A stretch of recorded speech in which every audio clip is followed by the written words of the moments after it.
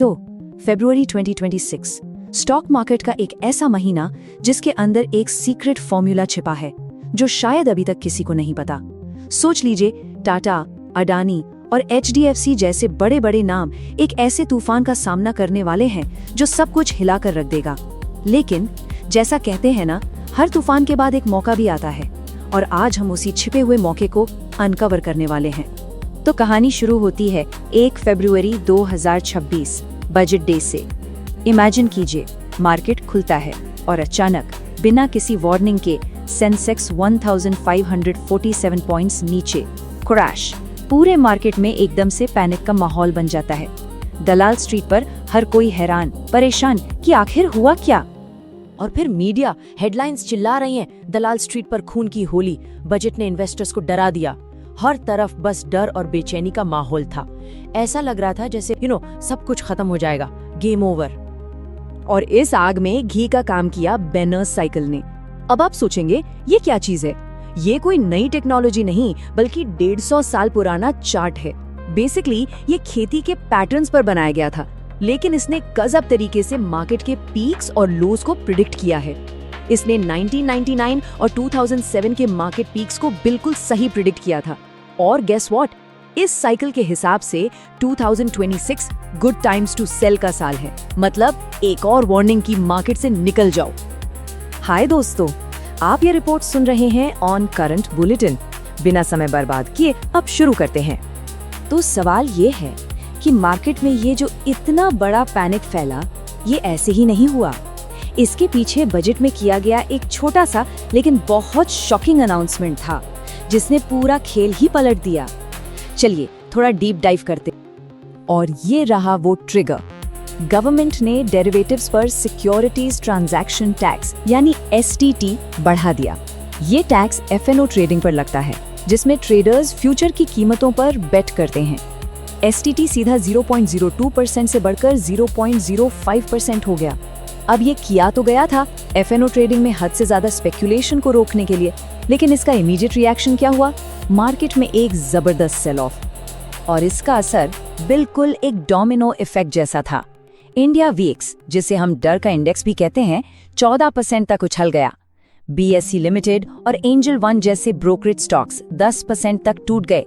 और सबसे हैरान करने वाली बात, बजट में इतना पैसा मिलने के बावजूद HAL और BEL जैसे डिफेंस स्टॉक्स भी गिरे। और ब्लू चिप स्टॉक्स में तो जबरदस्त बिकवाली देखी गई। ऐसे मार्केट शॉक से बचना है तो नीचे दिए गए सब्सक्राइब बटन को जोर से दबाइए, रेटर भी आपसे डरेगा। तो अब सबसे बड़ा सवाल आपके मन में भी यही आ रहा होगा, है ना, कि क्या पैनिक करके सब कुछ बेच देने का टाइम आ गया है? यही डिलेमा हर रिटेल इन्वेस्टर को परेशान कर रहा था।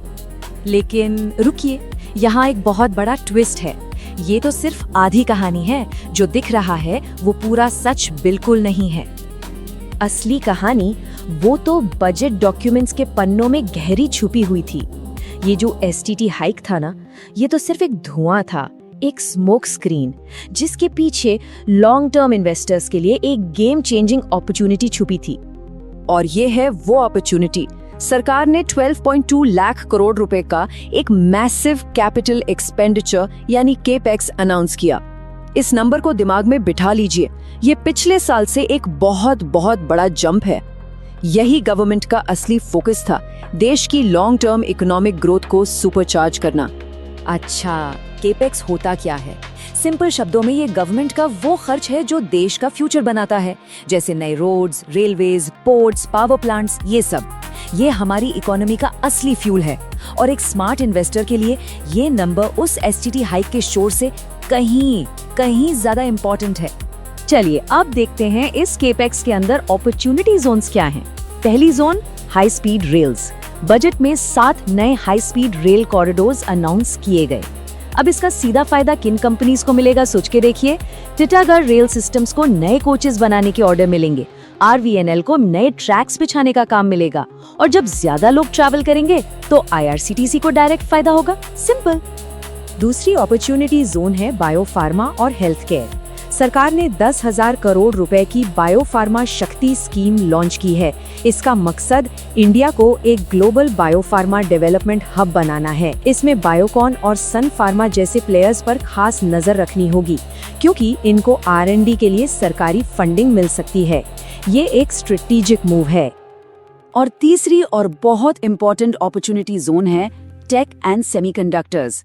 इंडिया सेमीकंडक्टर मिशन 2.0 और डेटा सेंटर्स के लिए 2047 तक टैक्स हॉलिडे। सोच रहे हैं ये इतना बड़ा डील क्यों है? क्योंकि सेमीकंडक्टर्स हर इलेक्ट्रॉनिक डिवाइस का दिमाग होते हैं और इसमें आत्मनिर्भर बनना देश की सुरक्षा और विकास के लिए सबसे जरूरी है। इसका फायदा TCS, इन्फोसिस जैसे IT जायंट से लेकर छोटी इलेक्ट्रॉनिक्स डिजाइन फर्म्स तक सबको मिलेगा। और अब सबसे इंटरेस्टिंग बात, इस बजट पुश को एक कॉस्मिक कंफर्मेशन भी मिल रहा है। फरवरी 2026 में एक्वेरियस यानी कुंभ राशि में राहु और मर्क्यूरी का एक रेयर कॉम्बिनेशन बन रहा है। अब वैदिक एस्ट्रोलॉजी के हिसाब से ये कॉम्बिनेशन डिसरप्टिव इनोवेशन और टेक सेक्टर में जबरदस्त गेन्स का संकेत है। डिसरप्टिव इनोवेशन मतलब ऐसी नई टेक्नोलॉजी जो पुराने तरीकों को पूरी तरह बदल दे, जैसे स्मार्टफोन ने लैंडलाइन को बदल दिया, बिल्कुल बजट के फोकस से मैच करता हुआ। इंटरेस्टिंग है ना? तो इन सारी चीजों को मिलाकर अब करना क्या है? फरवरी 2026 को नेविगेट कैसे करना है? चलिए एक क्लियर और एक्शनेबल वर्डिक्ट बनाते हैं। ये रहा हमारा आसान सा 3 step insider logic. Step 1, the news. मान लीजिए कि STT हाइक से शॉर्ट टर्म पैनिक है और वो रियल है, इसे एक्सेप्ट कीजिए।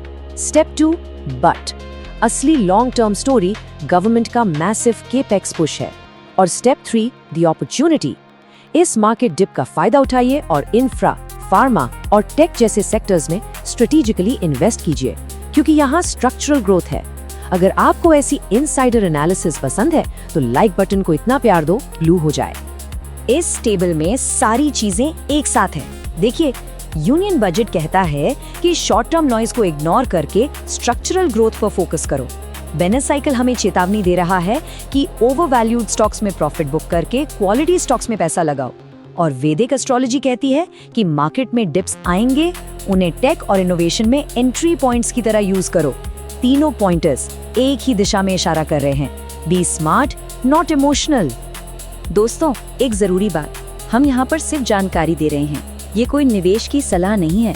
मार्केट में रिस्क होता है, इसलिए कोई भी पैसा लगाने से पहले अपने फाइनेंशियल एडवाइजर से जरूर बात करें और अपनी रिसर्च भी करें। याद रखिए, एक स्मार्ट इन्वेस्टर हमेशा अपना होमवर्क करता है। तो हम कंक्लूजन पर पहुंच गए हैं। अब सवाल ये है कि अगला कदम क्या होना चाहिए? आपका मूव क्या होगा? इस महीने में सफलता उन लोगों को मिलेगी जो इमोशनल रिएक्शन के ऊपर स्ट्रक्चरल ट्रांसफॉर्मेशन को प्राथमिकता देंगे। सिंपल शब्दों में, पैनिक में आके बेचना नहीं, बल्कि बड़े पिक्चर को समझकर काम होकर आगे बढ़ना है। और दोस्तों, इस चैनल को अपने पोर्टफोलियो का हिस्सा बना लो, सब्सक्राइब करो ताकि आपका नॉलेज हमेशा ऑल टाइम हाई पे रहे। तो अब आखिरी सवाल आपके लिए, क्या आप इस डिप में बाय करेंगे या वेट एंड वॉच की स्ट्रैटेजी अपनाएंगे? हमें कमेंट्स में जरूर बताइए। चलिए देखते हैं हमारी कम्युनिटी क्या सोचती है। एक हेल्दी डिबेट शुरू करते हैं।